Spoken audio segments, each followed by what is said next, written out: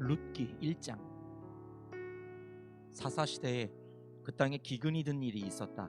그때에 유다 베들레헴 태생의 한 남자가 모압 지방으로 가서 임시로 살려고 아내와 두 아들을 데리고 길을 떠났다. 그 남자의 이름은 엘리멜렉이고 아내의 이름은 나오미이며 두 아들의 이름은 말론과 기럧이다. 그들은 유다 베들레헴 태생으로서 에브랏 가문 사람인데 모압 지방으로 건너가 거기에서 살았다. 그러다가 나오미의 남편 엘리멜렉이 죽고 나오미와 두 아들만 남았다.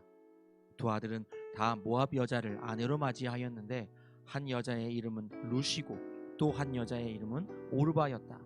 그들은 거기서 10년쯤 살았다. 그러다가 아들 말론과 기럧이 죽으니 나오미는 남편에 이어 두 아들마저 잃고 홀로 남았다.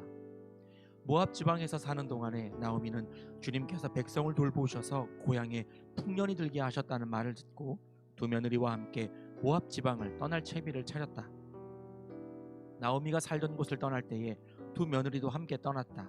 그들은 유다 땅으로 돌아가려고 길을 나섰다. 길을 가다가 나오미가 두 며느리에게 말하였다. 너희는 제각기 친정으로 돌아가거라. 너희가 죽은 너희의 남편들과 나를 한결같이 사랑하여 주었으니 주님께서도 너희에게 그렇게 해주시기를 비인다. 너희가 각각 새 남편을 만나 행복한 가정을 이루도록 주님께서 돌보아 주시기를 바란다. 나오미가 작별하려고 그들에게 입을 맞추니 며느리들이 큰 소리로 울면서 말하였다. 아닙니다. 우리도 어머님과 함께 어머님의 결례에게로 돌아가겠습니다. 그러나 나오미는 말렸다. 돌아가다오 내 딸들아. 어찌하여 나와 함께 가려고 하느냐. 아직 내 뱃속에 아들들이 들어있어서 그것들이 너희 남편이라도 될 수 있다는 말이냐. 돌아가다오 내 딸들아. 제발 돌아가거라. 재혼을 하기에는 내가 너무 늙었다. 설령 나에게 어떤 희망이 있다거나 오늘 밤 내가 남편을 맞아들여 아들들을 낳게 된다거나 하더라도 너희가 그것들이 클 때까지 기다릴 셈이냐. 그때까지 재혼도 하지 않고 홀로들 지내겠다는 말이냐. 아서라 내 딸들아. 너희들 처지를 생각하니 내 마음이 너무나 괴롭구나. 주님께서 손으로 나를 치신 것이 분명하다. 그들은 다시 한번 큰 소리로 울었다. 마침내 오르바는 시어머니에게 입 맞추면서 작별 인사를 드리고 떠났다. 그러나 룻은 오히려 시어머니 곁에 더 달라붙었다. 그러자 나오미가 다시 타일렀다. 보아라, 내 동서는 저의 결례와 신에게로 돌아갔다. 너도 내 동서의 뒤를 따라 돌아가거라. 그러자 룻이 대답하였다. 나더러 어머님 곁을 떠나라거나 어머님을 뒤따르지 말고 돌아가라고는 강요하지 마십시오. 어머님이 가시는 곳에 나도 가고 어머님이 머무르시는 곳에 나도 머무르겠습니다. 어머님의 결례가 내 결례이고 어머님의 하나님이 내 하나님입니다. 어머님이 숨을 거두시는 곳에서 나도 죽고 그곳에 나도 묻히겠습니다. 죽음이 어머님과 나를 떼어놓기 전에 내가 어머님을 떠난다면 주님께서 나에게 벌을 내리시고 더 내리신다 하여도 달게 받겠습니다. 나오미는 룻이 자기와 함께 가기로 굳게 마음 먹은 것을 보고 더 이상 말리지 않았다. 그 두 사람은 길을 떠나서 베들레헴에 이르렀다. 그들이 베들레헴에 이르니 온 마을이 떠들썩하였다. 아낙네들이 이게 정말 나오미인가 하고 말하였다. 나오미가 그들에게 대답하였다. 나를 나오미라고 부르지들 마십시오. 전능하신 분께서 나를 몹시도 괴롭게 하셨으니 이제는 나를 마라라고 부르십시오. 나는 가득 찬 채로 이것을 떠났습니다. 그러나 주님께서는 나를 텅 비어서 돌아오게 하셨습니다. 주님께서 나를 치시고 전능하신 분께서 나를 불행하게 하셨는데 이제 나를 나오미라고 부를 까닭이 어디에 있겠습니까? 이렇게 하여 나오미는 모압 여인인 며느리 룻과 함께 모압 지방에서 돌아왔다. 그들이 베들레헴에 이르렀을 때는 보리를 거두기 시작할 무렵이었다. 룻기 2장.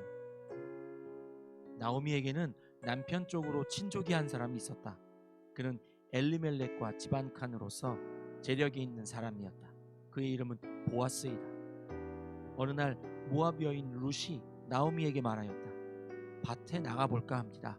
혹시 나에게 잘 대하여 주는 사람을 만나면 그를 따라다니면서 떨어진 이삭을 주울까 합니다. 나오미가 룻에게 대답하였다. 그래, 나가보아라. 그리하여 룻은 밭으로 나가서 곡식 거두는 일꾼들을 따라다니며 이삭을 주었다. 그가 간 곳은 우연히도 엘리멜렉과 집안간인 보아스의 밭이었다. 그때에 마침 보아스가 베들레헴 성읍에서 왔다. 그는 주님께서 자네들과 함께 하시기를 비내하면서 곡식을 거두고 있는 일꾼들을 격려하였다. 그들도 보아스에게 주님께서 주인 어른께 복을 베푸시기 바랍니다 하고 인사하였다. 보아스가 일꾼들을 감독하는 젊은이에게 물었다. 저 젊은 여인은 네 집 아낙인가? 일꾼들을 감독하는 젊은이가 대답하였다. 저 젊은 여인은 나오미와 함께 모압 지방에서 돌아온 모압 사람입니다. 일꾼들의 뒤를 따라다니면서 곡식단 사이에서 떨어진 이삭을 줍도록 허락해달라고 하더니 아침부터 와서 지금까지 저렇게 서 있습니다. 아까 여기 밭집에서 잠깐 쉬었을 뿐입니다. 보아스가 룻에게 말하였다. 여보시오 세덱, 내가 하는 말을 잘 들으시오.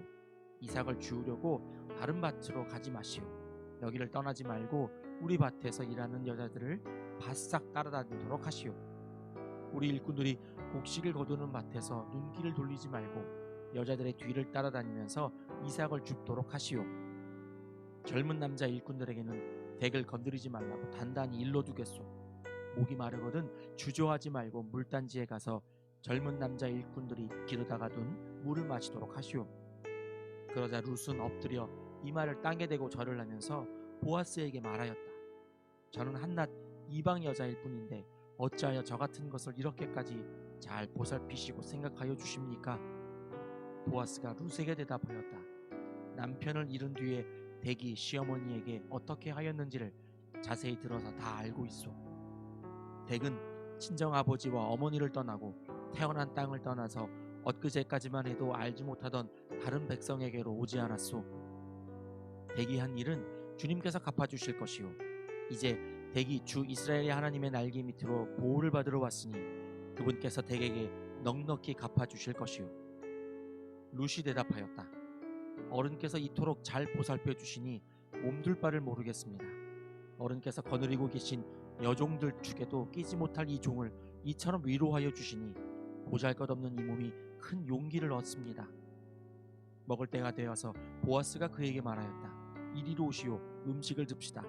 빵 조각을 초에 찍어서 드시오. 룻이 일꾼들 옆에 앉으니 보아스는 그 여인에게 볶은 곡식을 내주었다. 볶은 곡식은 룻이 배불리 먹고도 남았다. 룻이 이삭을 주우러 가려고 일어서자 보아스가 젊은 남자 일꾼들에게 일렀다. 저 여인이 이삭을 주울 때에는 곡식단 사이에서도 줍도록 하게. 자네들은 저 여인을 괴롭히지 말게. 그를 나무라지 말고 오히려 단에서 조금씩 이삭을 뽑아 흘려서 그 여인이 줍도록 해주게.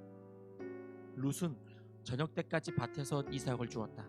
주운 이삭을 떠니 보리가 한 에바쯤 되었다. 룻은 그것을 가지고 성읍으로 돌아갔다. 룻은 주워온 곡식을 시어머니에게 내보였다. 배불리 먹고 남은 볶은 곡식도 꺼내서 드렸다. 시어머니가 그에게 물었다. 오늘 어디서 이삭을 주었느냐? 어디서 일을 하였느냐? 너를 이처럼 생각하여 준 사람에게 하나님이 복을 베푸시길 바란다. 그러자 룻은 시어머니에게 자기가 누구네 밭에서 일하였는지를 말하였다. 오늘 내가 가서 일한 밭의 주인 이름은 보아스라고 합니다. 나오미가 며느리에게 말하였다. 그는 틀림없이 주님께 복받을 사람이다. 그 사람은 먼저 세상을 뜬 우리 식구들에게도 자비를 베풀더니 살아있는 우리에게도 한결같이 자비를 베푸는구나. 나오미가 그에게 말을 계속하였다. 그 사람은 우리와 가까운 사이다. 그는 집안간으로서 우리를 맡아야 할 사람이다. 모압 여인 룻이 말하였다. 그뿐이 아닙니다. 그가 데리고 있는 젊은 남자 일꾼들이 곡식 거두기를 다 끝낼 때까지 그들을 바싹 따라다니라고 하였습니다. 나오미가 며느리 룻에게 일렀다. 얘야, 그가 데리고 있는 젊은 여자들과 함께 다니는 것이 좋겠구나.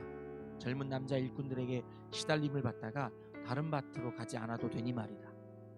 그리하여 룻은 보리 거두기뿐만 아니라 밀 거두기가 끝날 때까지도 보아스 집안의 젊은 여자들을 바싹 따라다니면서 이삭을 주었다. 그러면서 룻은 시어머니를 모시고 살았다. 룻기 3장. 시어머니 나오미가 룻에게 말하였다. 얘야, 내가 행복하게 살만한 안락한 가정을 내가 찾아보아야 하겠다. 생각하여 보렴. 우리의 친족 가운데에 보아스라는 사람이 있지 아니하냐? 내가 요즘 그 집 여자들과 함께 일하고 있다. 잘 들어보아라. 오늘 밤에 그가 타작마당에서 보리를 까부를 것이다.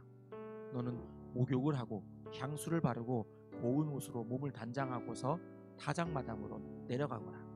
그 사람이 먹고 마시기를 마칠 때까지 너는 그가 눈치채지 못하도록 조심하여야 한다.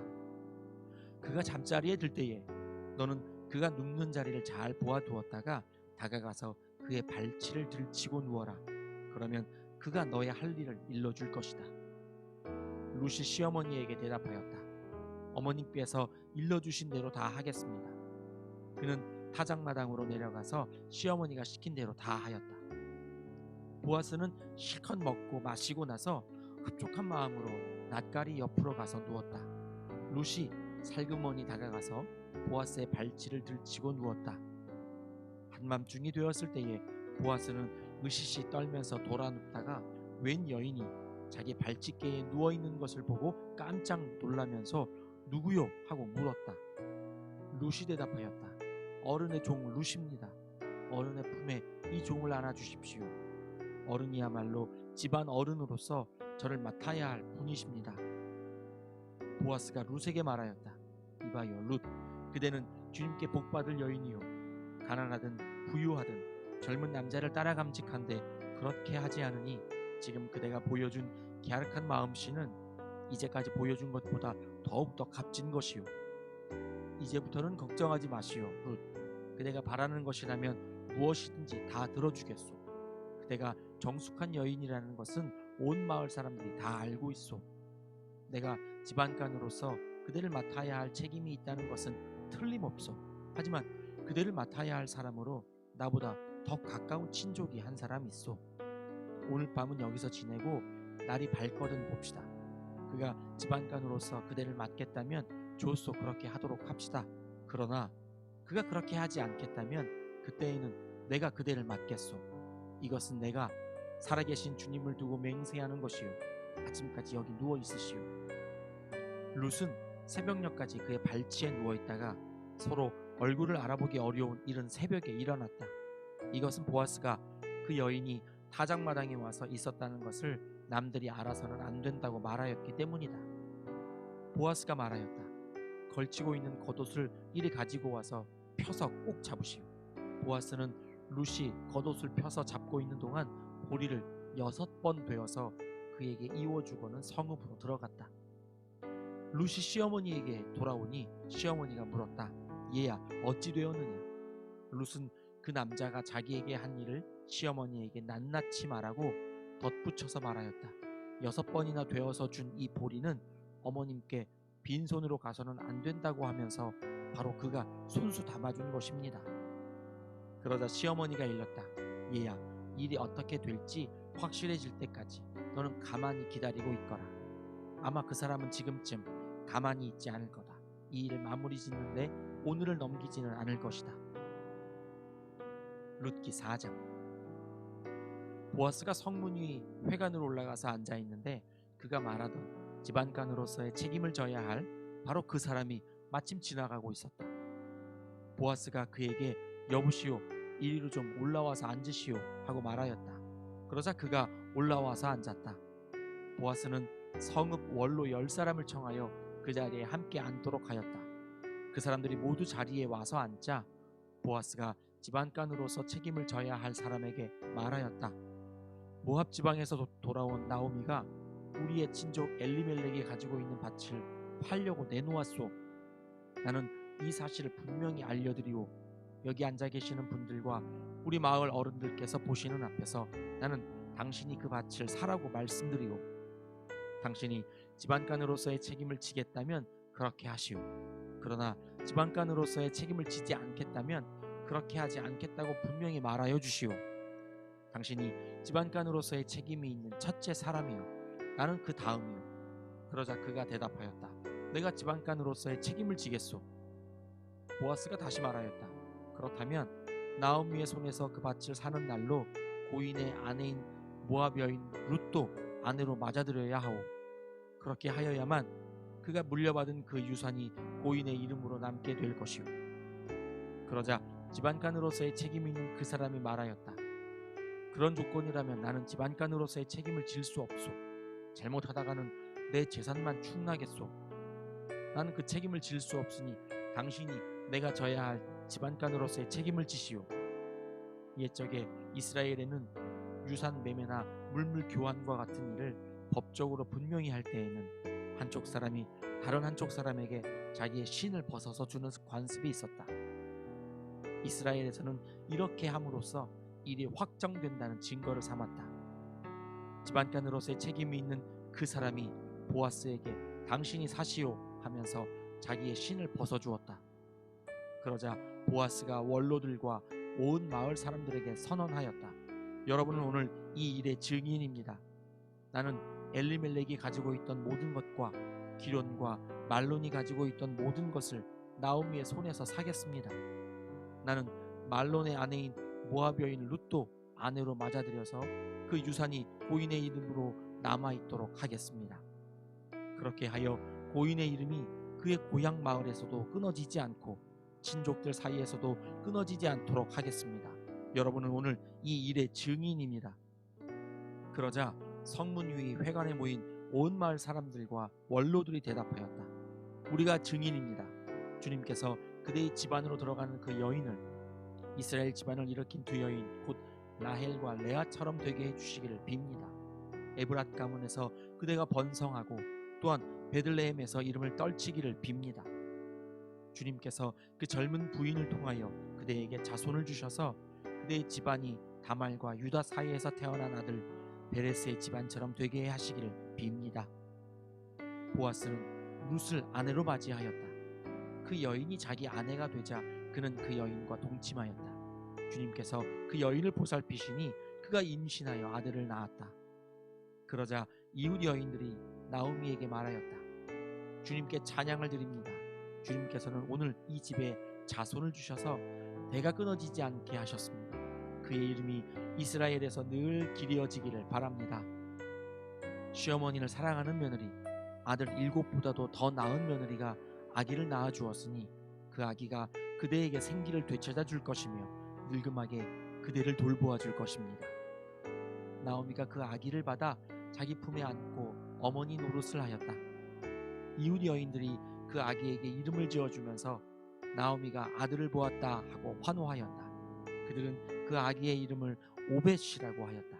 그가 바로 이새의 아버지요 다윗의 할아버지이다. 다음은 베레스의 계보이다. 베레스는 헤스론을 낳고 헤스론은 람을 낳고 람은 암미나답을 낳고 암미나답은 나손을 낳고 나손은 살몬을 낳고 살몬은 보아스를 낳고 보아스는 오벳을 낳고 오벳은 이새를 낳고 이새는 다윗을 낳았다. 아멘.